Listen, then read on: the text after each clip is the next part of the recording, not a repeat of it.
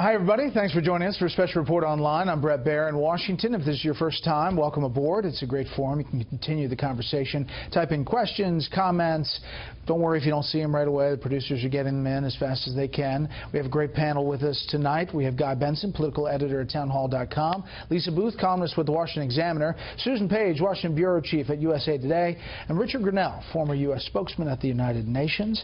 What we did not talk about in the first couple of panels on the show was the confirmation hearing for the FBI director nominee, Chris Wray, who arguably did pretty well in questioning from both sides. A lot of the people, the senators leaving there, even the biggest administration critics, seem to say that he had their vote. Here's an exchange with Lindsey Graham. A lot of the, as you can imagine, questioning dealt with the Trump investigations, the Russia investigations, and the most recent, the Donald Trump Jr. meeting with the Russian lawyer. Do you believe that, in light of the Don Jr. email and other allegations, that this whole thing about Trump campaign in Russia is a witch hunt? Well, Senator, I can't speak to the basis for those comments. I can tell you that my experience with Director Mueller... I'm asking you, as the future FBI director, do you consider this endeavor a witch hunt? I did not consider Director Mueller to be on a witch hunt. If you get a call from somebody suggesting that a foreign government wants to help you by disparaging your opponent, tell us all to call the FBI. To the members of this committee, any threat or effort to interfere with our elections from any nation state or any non-state actor is the kind of thing the FBI would want to know. It's like, and in case you didn't know, make sure you call the FBI. It was interesting, the exchange there, yeah. Susan, your thoughts on Chris Wray? You know, I thought he had a great day today. Dianne Feinstein said at the end of the day that she was going to vote for him. I think he's going to have no trouble getting confirmed. I thought it was interesting that he was pressed on issues of independence, not only by Democrats, but by Republicans like Lindsey Graham. Republicans wanted him on the record as saying he would be independent of the White House and he would protect Robert Mueller's investigation. This is one more sign that it would be very difficult, it would be truly problematic for President Trump to try to fire Robert Mueller no matter where he goes with his investigation. Yeah, Rick? Look, I thought he was a rock star today. He didn't get trapped by hypotheticals, which is, you know, kind of politics 101. He avoided them, but he gave the senators enough to, you know, assure them, I'm going to be independent, and I know this job. I thought that he just came off incredibly well and independent just in his answers. And like Susan said, at the end of the day, when you can get Senator Feinstein to say, I'm with you, I think it's game over. When you're introduced by former Democratic Senator Sam Nunn, usually you have a good thing going with a lot of these senators up on the Hill. Yeah, and look, this is an important confirmation hearing, and I think as Senator Ben Sasse. So you saved that good for thing the this is the online version. Yes. As Senator Ben Sasse, to be clear, pointed out, there's been a real loss of credibility with the FBI. I think Comey did a lot to sort of undermine the agency, and now we find out that at least half of the emails contain classified information. So basically, he did the same thing that he chastised Hillary Clinton for doing. We've also just had a loss of credibility all around, with the White House being less than transparent about a lot of these things.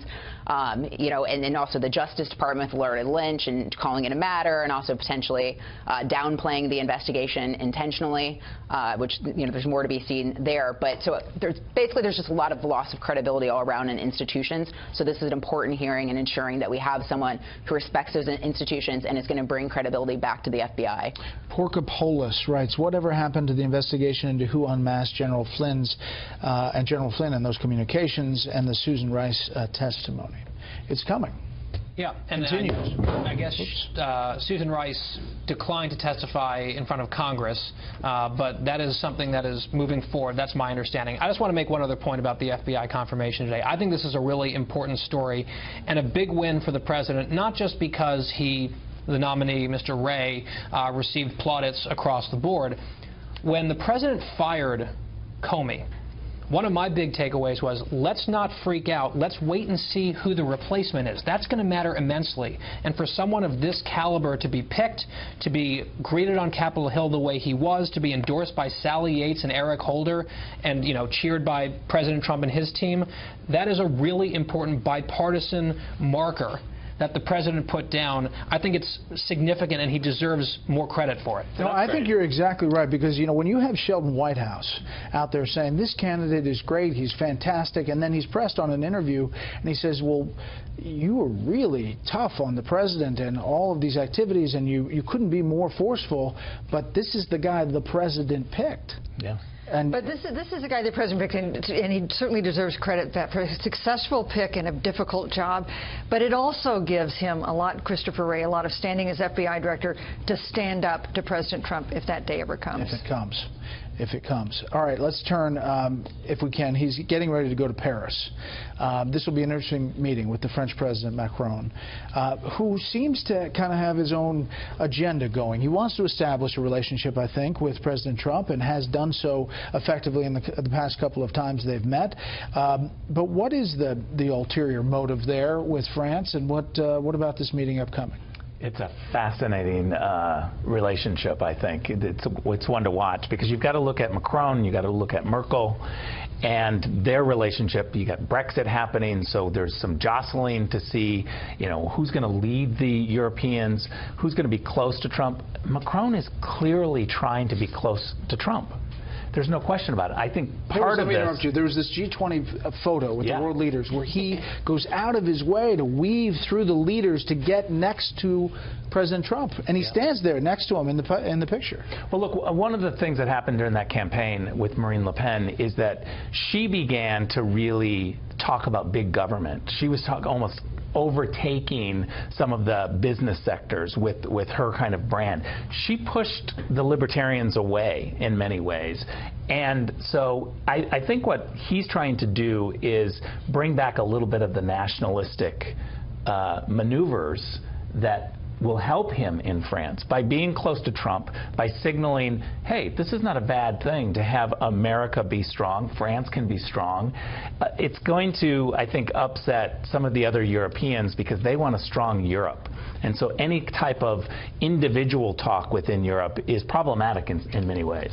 Susan says, this is great, first time I'm here. Well, Susan, you're not alone. Guy's first time here on the online show. This is the pressure. This is a thrill. A couple other people say, RJ says, Brett, does it seem like this FBI pick was a brilliant political move to blunt the firing of Comey?